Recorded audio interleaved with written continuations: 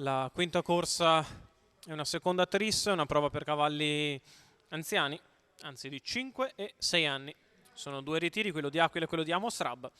Restano in 12 Avica Ciak SM, Zea, Zambrotta Jet, Aloha Bay, Zar Parlante Adelasia. Seconda fila Admiralty R, Anatra Jet, Zagor MTT, Zaza Jet. Terza fila Ziegfeld Wise L e Amarcord. Matto, problemi per Zagor MTT che prende l'ambio e resta fuori corsa. E allora uno dei più attesi, assolutamente fuori quadro.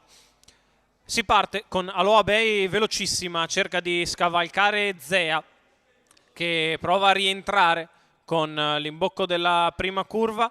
Zea in vantaggio, Aloha Bay che trova posto in seconda posizione alla corda avanti ad Avica Ciak e si parcheggia. Di fuori è rimasto Zar Parlanti, in seconda pariglia esterna Zambrotta Jet, in terza c'è Adelasia. Lungo la corda alle spalle di Avica Ciak si trova Anatra Jet che precede Zaza Jet. Si completano i primi 400 metri da parte di Zea in 29,3. Partenza svelta e ora c'è la mossa in mezzo alla pista da parte di Admiralty R che aggira il gruppo, aggira Zar Parlante e si porta all'esterno allo scoperto. 645, Zea in vantaggio nei confronti di Aloha Bay.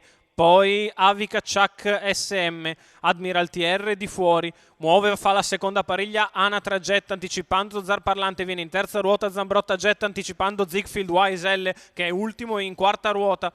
A un giro dalla fine, un minuto spaccato alla metà gara, Zea in vantaggio, Aloha Bay in seconda posizione, Avica Ciak in terza, fa fatica Admiralty R perché il ritmo imposto dalla battistrada è davvero alto, 1:15,4 il primo chilometro di Zea che è in evidenza nei confronti di Aloha Bay. Avica Ciak, Admiralty R che prova a ritornare dopo un po' di fatica sulla curva di destra, si muove bene anche Anatra Jet che va in mezzo alla pista anticipando Ziegfeld Wise L, 15 la dritta di là, Zea ancora in vantaggio, Admiralty R all'esterno, Anatra Jet in terza ruota, Ziegfeld Wise in quarta, lungo la corda c'è Aloha Bay a precedere Avica Ciak SM, la piegata conclusiva passata in 16,2, segno che Zea è un po' stanca. Al largo Admiralty R passato in mezzo alla pista, Anatra Jet va di dentro Aloha Bay, in mezzo alla pista anche Ziegfeld Wise, in vantaggio Admiral, attacca Anatra, poi anche Zaza Jet sul palo.